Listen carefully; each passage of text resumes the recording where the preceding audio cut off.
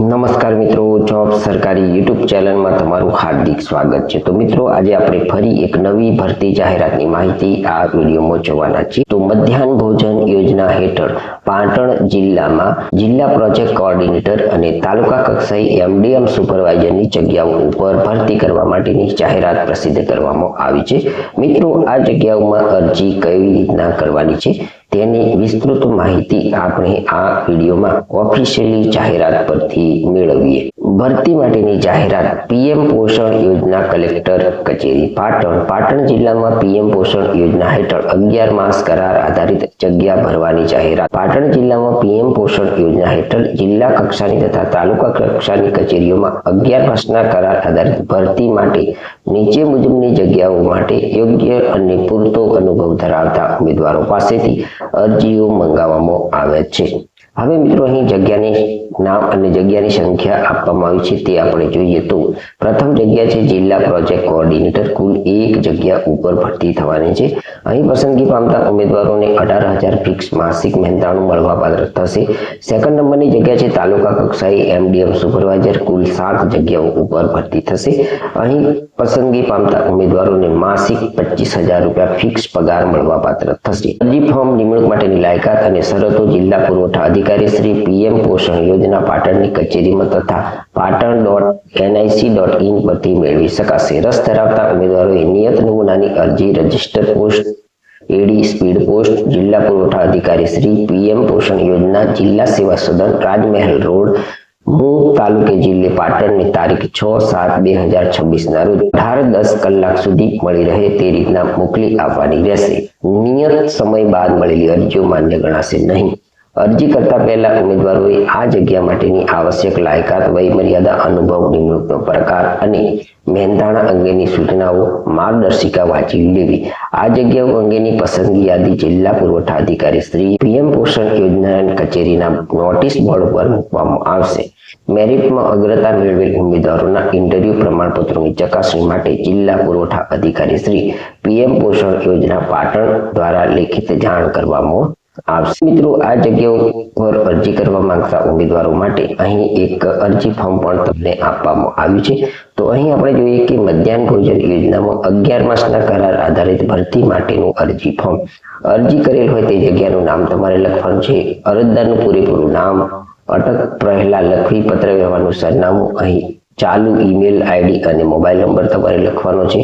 જન્મ તારીખ લખવાની છે। 5મા નંબરની અંદર જાતિ લખવાની છે। 6થા નંબરની અંદર તમારી મેળવેલી શૈક્ષણિક લાયકાત અહીં લખવાની રહેશે। 7મા નંબરમાં સીસીસી પરીક્ષા પાસ કરી હોય તો તેની વિગતો લખવાની છે। અહીં 8મા નંબરની અંદર માગ્યા મુજબના અનુભવની વિગતો તમારે લખવાની રહેશે। 9મા નંબરની અંદર કોમ્પ્યુટરની જાણકારી બાબતેની માહિતી તમારે આપવાની રહેશે। અન્ય તમે જે પણ શૈક્ષણિક લાયકાત અને અનુભવ ધરાવતા હોય તે અહીં લખી શકો છો।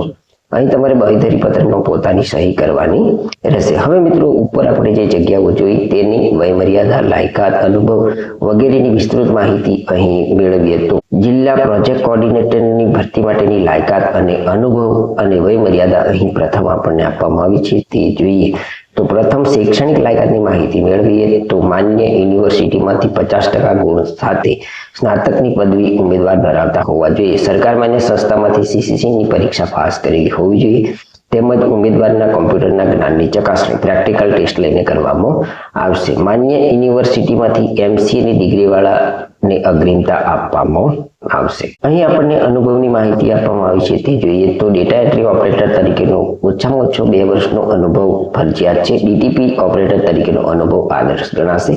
આસિસ્ટન્ટ તરીકેનો વહીવટી અનુભવ ધરાવનારને અગ્રિમતા આપવામાં આવશે। મધ્યાહન ભોજન યોજનાના અનુભવને પ્રથમ પસંદગી આપવામાં આવશે। આ જગ્યામાં અરજી કરવા માંગતા ઉમેદવારોની વય મર્યાદા કેટલી હોવી જોઈએ તે જોઈએ તો અરજી કરવાની છેલ્લી તારીખે ઉંમર 18 વર્ષથી ઓછી નહીં ને 58 વર્ષથી વધુ ન હોવી જોઈએ।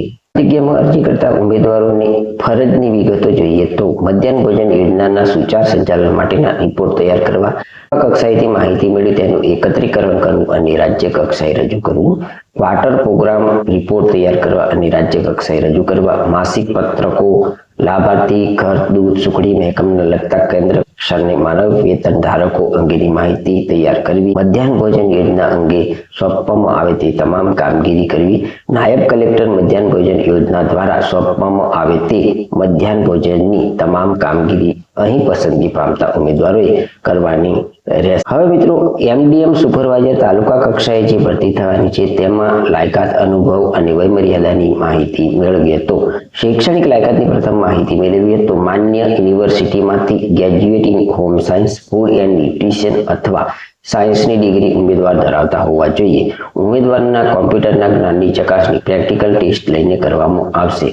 અનુભવની વાત કરીએ તો 2 થી 3 વર્ષનો વહીવટી કામગીરીનો અનુભવ ધરાવતા હોવા જોઈએ. મધ્યાહન ભોજન યોજનાના અનુભવીને અગ્રિમતા આપવામાં આવશે. આ જગ્યામાં પસંદગી પામવા માટેની વયમર્યાદાની માહિતી મેળવીએ તો અરજી કરવાની છેલ્લી તારીખે ઉંમર 18 વર્ષથી 58 વર્ષ સુધી હોવી જોઈએ. આ જગ્યામાં પસંદગી પામતા ઉમેદવારોની ફરજો અથવા કામગીરી શું રહેશે તેની માહિતી મેળવીએ તો નાયબ મામલતદાર કેળવણી નિરીક્ષકની તમામ કામગીરી બજાવવાની રહેશે.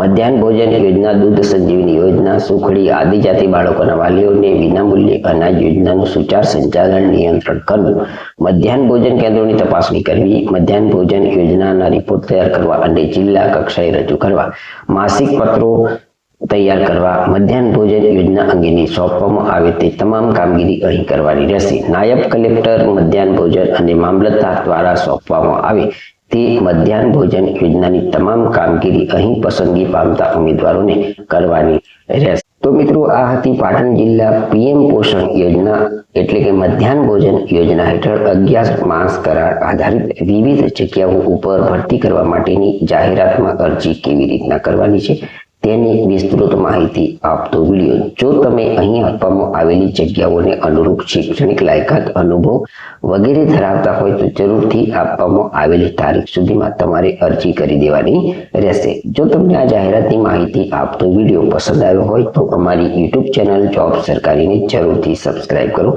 વિડીયોને લાઈક કરો અને તમારા મિત્રોને પણ વિડીયો શેર કરો. ધન્યવાદ, આભાર.